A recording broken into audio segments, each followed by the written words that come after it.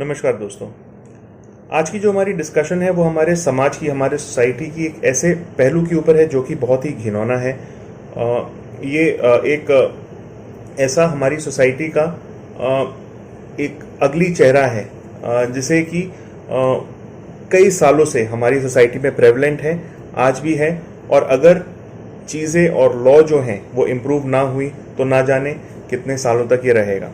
तो आज की हमारी जो क्वेरिस्ट है उनकी क्वेरी देख लेते हैं क्या है और फिर उस पर हम डिस्कशन करेंगे। तो ये क्वेरिस्ट कहती है false divorce case filed by husband. तो ये कहती है case filed by husband on cruelty, all allegations on me are wrong, all misunderstandings created by his mom. I was in depression when I came back to my father's house in 2019. What should I do?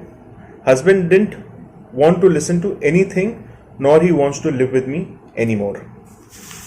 तो दोस्तों, जब हम अपने discussions में हम बातें करते हैं वुमेन एम्पावरमेंट लॉज के बारे, तो कई हमें ऐसे भी कमेंट्स आते हैं कि जो लेडी होती है या जो घर की जो वाइफ होती है या जो वुमन होती है घर की, वो इन लॉज को मिसयूज़ करते हैं और अपने इन लॉज को और हस्बैंड को इन लॉज को मिसयूज़ करके हरास करते हैं। ये किसी हद तक सच भी है। ये जो वुमेन एम्पावरमेंट लॉज बने हैं इसमें कई ऐसे भी इंस्टेंसेस होते हैं जहां पर कि वुमेन इसे मिसयूज़ करते हैं, पर हर केस ऐसा नहीं होता। ये लॉज इतने स्ट्रॉन्ग इसलिए बनाए गए हैं क्योंकि हमारी जो सोसाइटी है इसमें जो वुमन होती है, जो नारी होती है, उसे कई सालों से और आज तक उनको एक वीक सोसाइटी का मेंबर माना जाता है। ये हमारी साइकी में है, बहुत अंदर हमारे जा चुकी है ये बात, और ये हमारे एक मेंटल मेकअप का पार्ट है। ये हम चाहे ना चाहे ऐसा सोचते हैं कि जो वुमन फोक होती हैं वो मेन से, जो घर के जो मेल मेंबर होते हैं उनसे वीक हैं, चाहे वो किसी भी पहलू में हो। ये हमारी एक साइकी बैठ गई है और कितने भी लॉज बन गए हैं उसके बावजूद ये जो प्रॉब्लम है ये सॉल्व नहीं हो पा रही है। तो हमारे इस केस में ये क्वेरिस्ट कहती हैं, जो जिन्होंने हमसे क्वेरी की है, वो ये कहती हैं कि मेरे ऊपर एक फॉल्स केस डाइवोर्स का मेरे हस्बैंड ने फाइल कर दिया है और उन्होंने जो ग्राउंड लिया है डाइवोर्स का वो है क्रूएल्टी का। और अब मैं अपने घर, अपने मायके आ गई थी 2019 में और मैं बहुत ही सिवियर डिप्रेशन में हूँ। और अब मेरे हस्बैंड मेरे को वापस नहीं बुला रहे, और जो क्वेरिस्ट है उनकी जो सास है, जो उनके हस्बैंड की मदर हैं, उनके बहकावे में आकर के वो मेरी ना कोई बात सुन रहे हैं ना मुझे लेने आ रहे हैं। तो मैं ऐसे सिचुएशन में क्या करूं? जैसे कि हमने कहा, कई लोगों को ऐसा भी लगता है कि women in women empowerment laws को बहुत मिसयूज करते हैं, पर दोस्तों ये ऐसा पहलू भी है जो हमारे क्वेरिस्ट ने आज इशू रेज किया है। और ये जो सिचुएशन है ये कई सालों से, इनफैक्ट हमारे जो धर्म ग्रंथ हैं उनमें भी सीता को अग्नि परीक्षा देनी पड़ी थी। तो और आए दिन हम ऐसी इंस्टेंसेस देखते हैं जिसमें कि एक वुमन को बदनाम करना, उनके इन लॉज इतनी आराम से कर लेते हैं, उसको बदनाम करना एक ऐसी चीज मानते हैं जैसे कि कोई बात ही नहीं है, जैसे कि एक एफिडेविट पे झूठा या सच्चा जो भी है लिख दिया।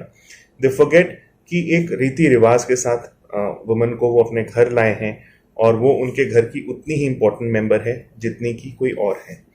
तो एनीवेज, तो coming back to our query, इसमें जो हमारी क्वेरिस्ट है उनको जो करना चाहिए वो ये है कि जैसे इनके हस्बैंड ने इन पे एक फॉल्स डाइवोर्स का केस फाइल किया है, वो उस केस में अपना जवाब दें और उसमें सारी जो भी चीजें इनके साथ घटी हैं वो सारी चीजें अपने जवाब में दे। क्योंकि मैरिज एक इंस्टीट्यूशन है, मैरिज एक हमारे इंडियन सोसाइटी में एक ऐसी चीज है जिसको कि तोड़ना बहुत ही मुश्किल है। कोर्ट्स की जो अप्रोच है और लॉ की जो अप्रोच है वो एक मैरिज को कंजर्व और प्रिजर्व करने के लिए मतलब उत्सुक रहती है।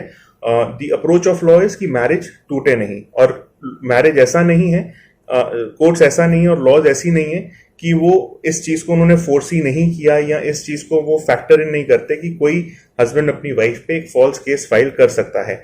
इसी वजह से जो क्रूएल्टी का चार्ज होता है उसे प्रूव करना भी बहुत मुश्किल होता है, नंबर 1। नंबर 2, अगर एक हस्बैंड अपनी वाइफ से डिवोर्स मांगता है तो उनके ऊपर जो लायबिलिटी होती है वो ना केवल अपने वाइफ की बल्कि अपने बच्चों के भी देख रेख के लिए उन्हें मेंटेनेंस और एलिमनी देनी होती है अगर वो क्रुएल्टी प्रूव हो भी जाती है। तो बहुत सारी चीजें होती हैं जिस वजह से डिवोर्स, एक कॉन्टेस्टेड डिवोर्स लेना हस्बैंड के लिए मुश्किल होता है, बिकॉज हमारे जो लॉज हैं वो चाहते हैं कि इंस्टीट्यूशन ऑफ मैरिज जो है वो बची रहे। तो लाइक इन दिस केस हमारी जो क्वेरिस्ट है वो कह रही है हमारे ऊपर एक फॉल्स क्रुएल्टी का केस हुआ है, हस्बैंड फॉल्स ग्राउंड्स पे डिवोर्स मांग रहे हैं। तो नंबर वन चीज उन्हें जो करनी चाहिए वो है कि जो भी एलिगेशंस हस्बैंड ने अपने डिवोर्स पिटिशन में रेज किए हैं, पॉइंट बाय पॉइंट उन्हें काउंटर करें, और अगर इनके पास कोई एविडेंसेस हैं, कोई मटेरियल्स हैं, डॉक्यूमेंट्स हैं, उनको वो अपने जवाब में लगाएं, ये दिखाने के लिए कि जो हस्बैंड की एलिगेशंस हैं वो गलत है।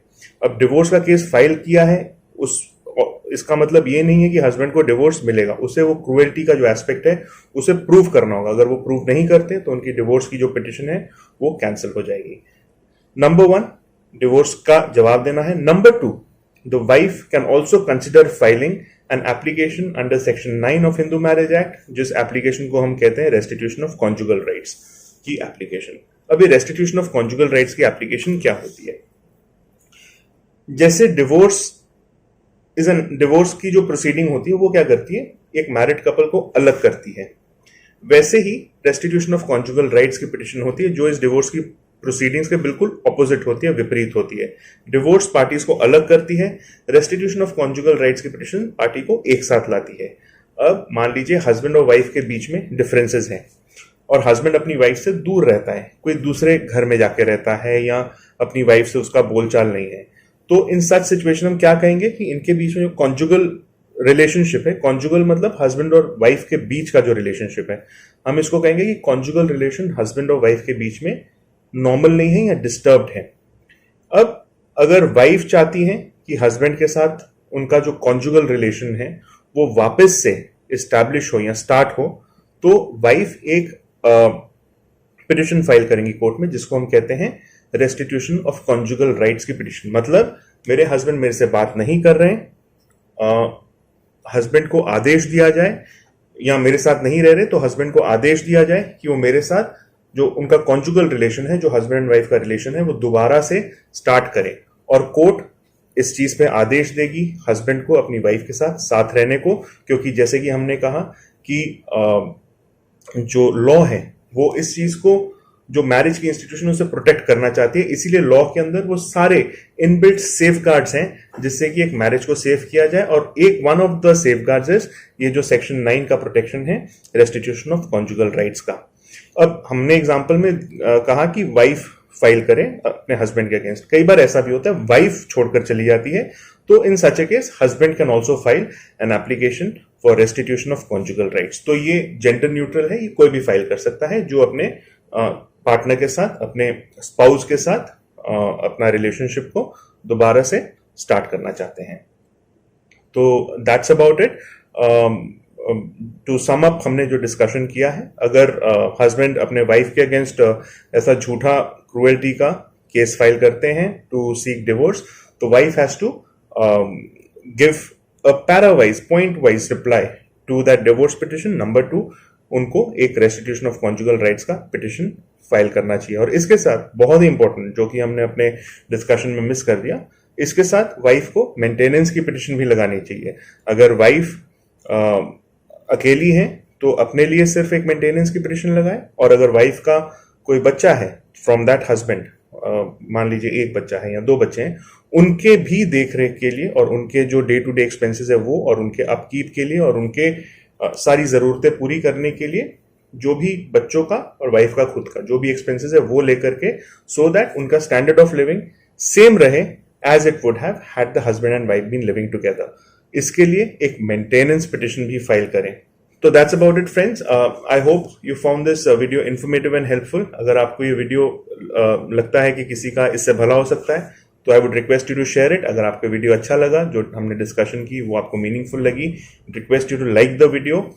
और इसी के साथ हम आपको ये भी बता दें कि हमारा एक व्हाट्सएप ग्रुप है, और वो व्हाट्सएप ग्रुप हमने बनाया है, ये जो वीडियोस डिस्कशंस करते हैं और जो ग्रुप हमने बनाया है, इसका उद्देश्य ये है कि हम एक लीगली अवेयर कम्युनिटी बना पाए। तो उसी डायरेक्शन में चलने का एक ये स्टेप है जो हमने व्हाट्सएप ग्रुप बनाया, ताकि हमारी जो कम्युनिटी है, जो लीगली अवेयर कम्युनिटी है, वो एक बहुत ही क्लोजली नेट रहे हमें जैसे हम ये डिस्कशंस करते हैं लीगल इश्यूज और टॉपिक्स के बारे जो हमें डे टू डे लाइफ में अफेक्ट करते हैं, उसके ऊपर जो हम डिस्कशंस करते हैं वो आप तक पहुंचे, जिससे कि आप इनका लाभ उठा पाए। और अगर आपको लगता है कि आपको इससे फायदा होता है तो आप हमें कमेंट सेक्शन में अवश्य बताएं, ज़रूर बताएं, और हमारे व्हाट्सएप ग्रुप को ज़रूर ज्वाइन करें। तो with that I take your leave friends, until next time, stay safe and good bye.